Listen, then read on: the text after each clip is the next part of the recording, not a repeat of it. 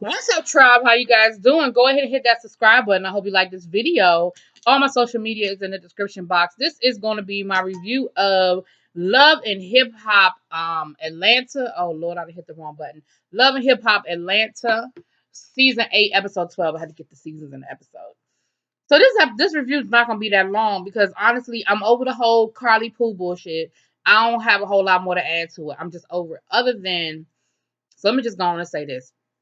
We picked the episode up with the whole Carly and Pooh drama. They're going back and forth, and Pooh talking about, I came here with every intention of making up with Carly, but I had to bring my proof because I knew Carly was gonna lie. First of all, you didn't have every intention because you walked up on them with the bullshit ass sheets and the damn diapers. So no, you didn't. Second of all, who the fuck keeps, if you and your husband really truly have threesomes on a regular basis and you don't think that threesomes are a big deal and it ain't that deep and it ain't that serious, then why the fuck would you keep the damn dirty ass nasty ass sheets? And how the fuck is that a receipt?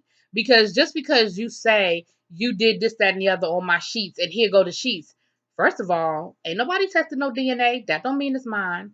And who in the hell keeps nasty, dirty sheets and then travels with them nasty, dirty sheets just to prove that you got nasty, dirty sheets? Because just because you said it don't mean it was Carly. Let's be clear. I ain't gonna go too deep down in the rabbit hole, but if y'all were performing anal sex, and if that's what you and your husband do on a regular basis, there may have been some situations where there was some painting going on. Painting, Google it. Where there was some painting going on. That don't mean it was Carly. You understand what I'm saying? So neither here nor there, y'all. I ain't gonna go too much deeper into that. But what I will say, because like I said, I ain't spending a whole lot of time on this Carly Poo situation. Mimi and Rashida tried to get tried to get Pooh to make up with Carly, and then they tried to talk to Carly. Well, what is it that you gonna have to do to make up with Pooh? Boom, and basically Carly was like, for her to admit that she lying. Pooh was like, I just want to move on. It's not a big deal. It's just a threesome. But she the one that's making it a big deal. All right, boom, boom, boom. Fast forward, fast forward, fast forward. We finally get Carly, Pooh, Rashida, and Mimi in the same to have a conversation. Now, let me say this. You know how people get to talking and they don't even realize they telling on themselves? Carly, Carly, you told on yourself. You told on yourself.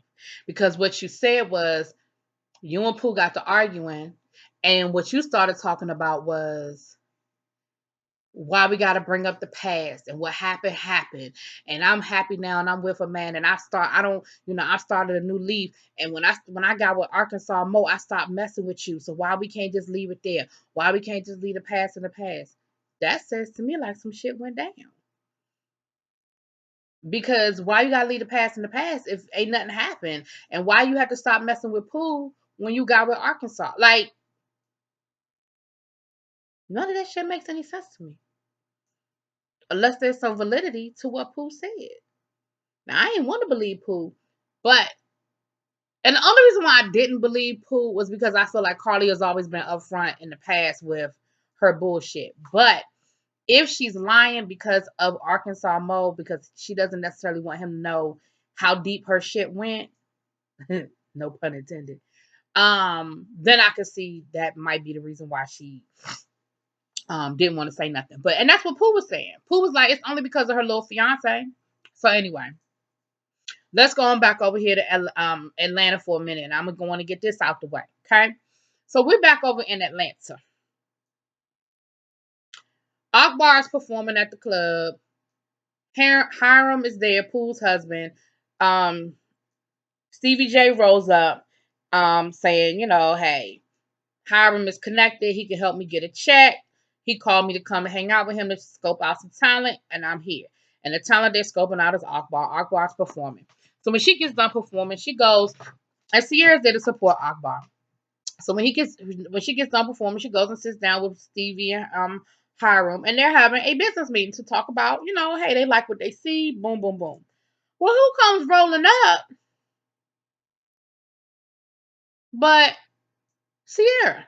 So first Sierra gonna turn to Hiram and start talking about wanting to talk about what happened in Cancun. And Hiram was like, look, Sierra, I'm gonna respectfully ask that that's a conversation me and you can have at a later time.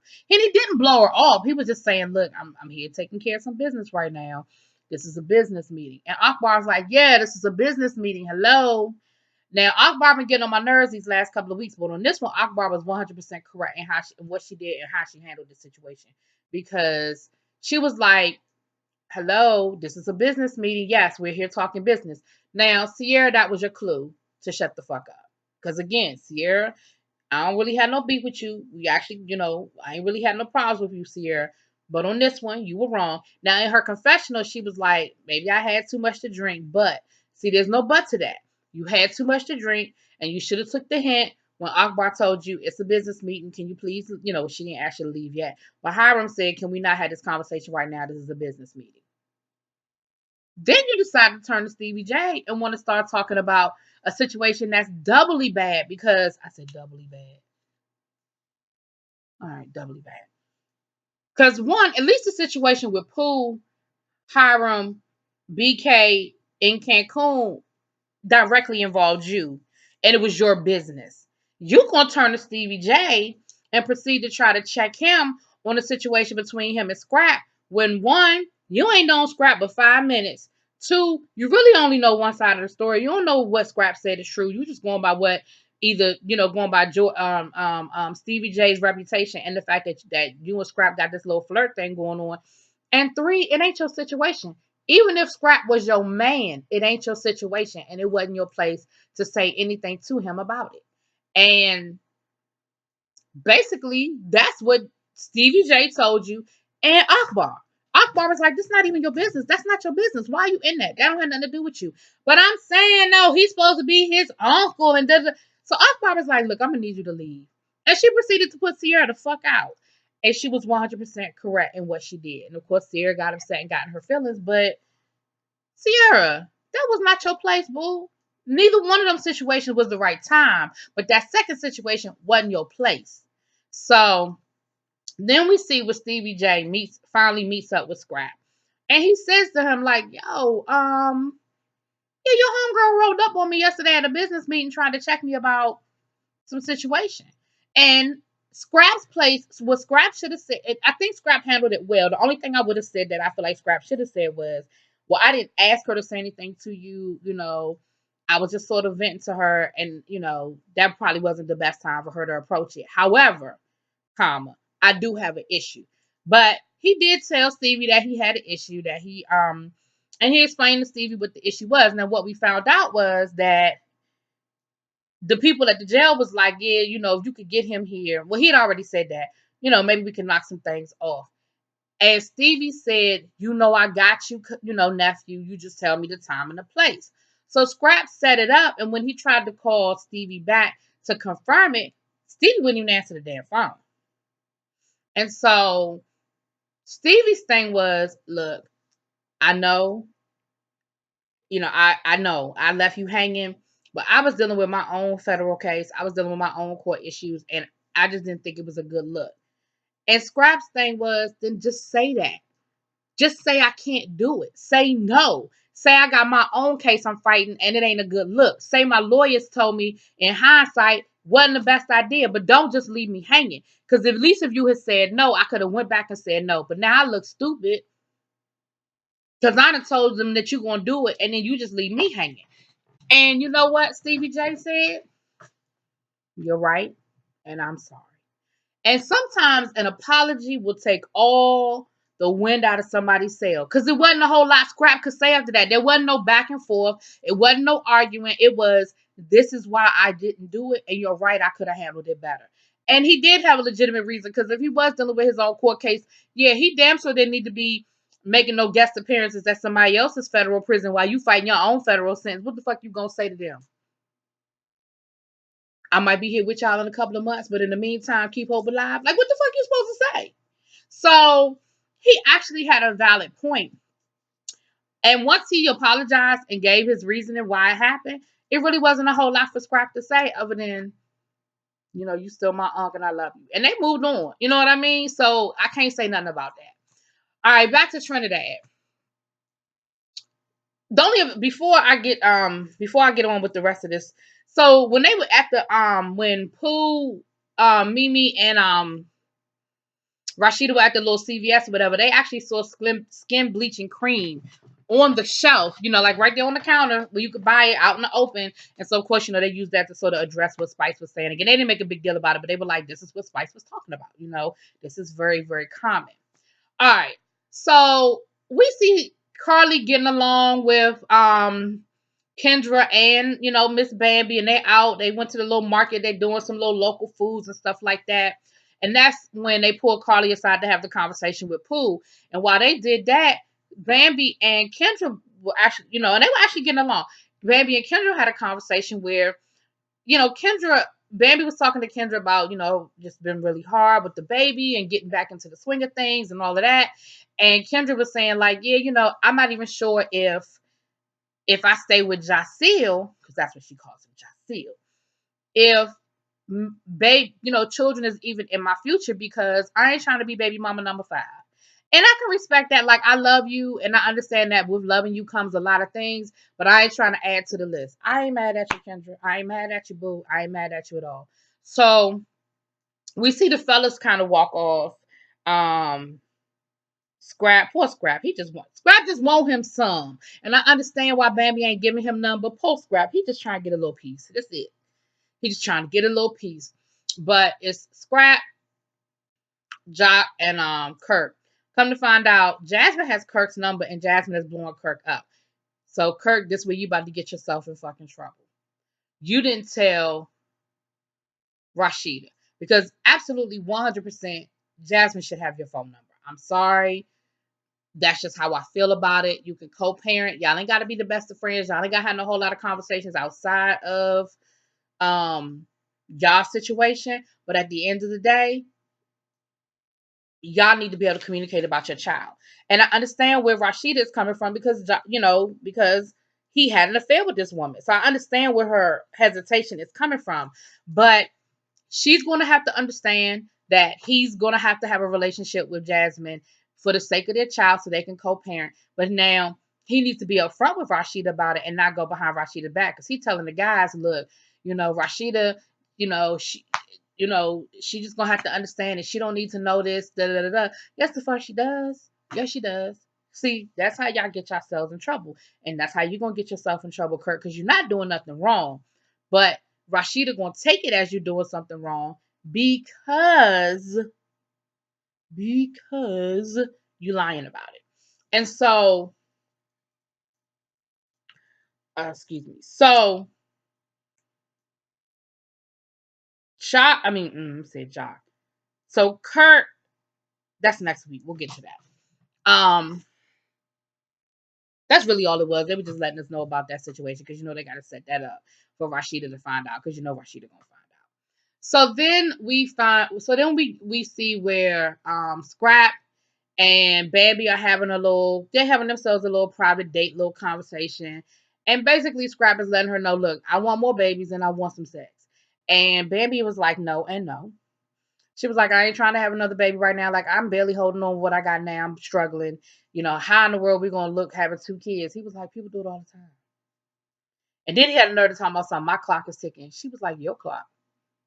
Your timetable. That probably wasn't the best thing to say, Scrappy. Women have a clock, men do not. You might have a what you want to happen, but Larry King had babies in his 90s. Your clock ain't ticking, boo. It's not. But then that Bambi let it slip. I don't think let it slip, because I don't think she knew it was a secret, that Kendra may not want to have children. And Scrap was like, does Jock know that? Now, why Jock will automatically jump to conclusion? I mean, why Scrap will automatically jump to the conclusion that Jock doesn't know? I don't know, because just because they don't show a conversation doesn't mean a conversation wasn't had. But I ain't see when nobody had no serious conversations about Jock having no more children.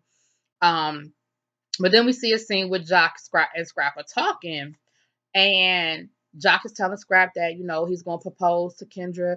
He got the ring. He was like, I was a little hesitant about proposing here with Carly and her family and stuff. But the reality is, I love her and I ain't really tripping off of that no more. And that's when Scrap was like, okay, but do you know she said she don't want to have no children? And Jock's thing was, the reality is I got 8 kids and I don't know if I'm necessarily like ready to jump into more children. However, I didn't want the option to be gone and I didn't know that that's how Kendra felt. Now, Kendra said she told Jock she wasn't interested in becoming baby mama number 5. Now, whether she said it at a time where he heard her, excuse me, y'all, I don't know. But of course, now Jock and his feelings and he feeling some kind of way about that. They go to Carly's family house and the family hosts and whatever. And Carly's cousins got a whole lot to say about Jock and how Jock ain't shit. And Carly was like, look, first of all, me and Jock ain't together no more. I'm in love with another man. It's all good. But that's his new girlfriend over there. And that didn't stop the family from being like, well, I don't like him. To Kendra's credit, she just got up and removed herself from the conversation. She was like, we at Carly's family house. They hosting us. I ain't trying to be disrespectful, but you ain't gonna sit here and talk about my man either. So to her credit, she got up and she removed herself from the situation rather than pop off and go back and forth with Carly's cousin. I can respect that. I can 120% respect that. All right. Everybody getting ready for the fest. Everybody getting for, what's it called? Live Fest? Whatever. And it looks like the party starts at night and it extends into the next day and it doesn't end until noon of the next day. So everybody is having a good time. They are partying. They are partying like rock stars, honey. They are getting their life, okay? Jock is getting a little too much of his life. His ass, now Putin showed up. She got on her little 2-piece bikini, honey. And Jock is dancing with Pooh and starts pouring water down Pooh's back. Kendra gets in her feelings, which she should have, and pulls Jock aside. And she said, first of all, what you doing is disrespectful, period. But did you not see Pooh show her happy ass up here and cause all that damn drama because of something that went down between her and Carly or didn't go down between her and Carly? And you gonna bring her into this? Like, you're gonna, like, out of all the women here that you could be dancing with and fucking with, that's who you choose to fuck with? And of course, Jock all drunk talking about something, well, why you even care? Cause you don't even want to have my baby.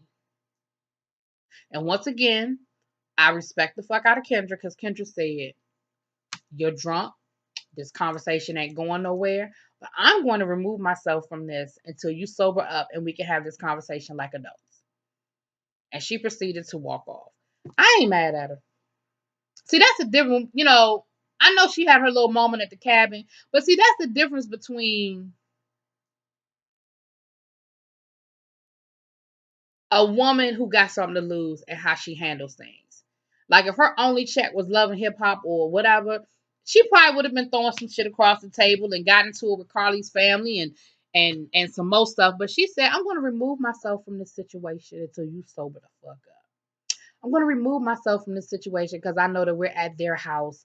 We're at Carly's family house and I don't want to be disrespectful. Like, you can tell that there's just a certain level of thinking through her actions before responding. So anyway, that was tonight's episode. I might have missed a few things because, like I said, I was over the whole Pooh thing. The only other thing was Pooh played Rashida and Mimi a tape of Hiram saying that it did happen and that he just wasn't going to tell Carly's daughter, he didn't want to bring Carly's daughter into it or whatever the situation is. And real OGs don't talk about their sexual conquest. But you on a whole reality show talking about it. But anyway, whatever. Anyway, y'all let me know what y'all think. Drop it in the comments. Peace.